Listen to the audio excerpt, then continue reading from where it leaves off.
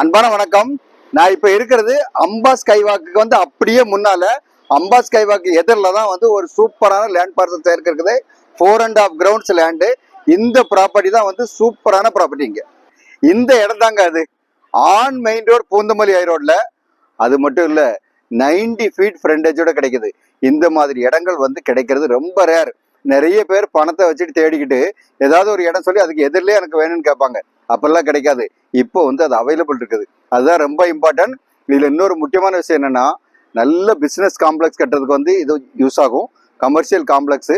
அது மட்டும் இல்ல ரீட்டைல் ஷோரூம் வந்து நல்ல பெரிய ஷோரூம் கட்டுறதுக்கு யூஸ் ஆகும்.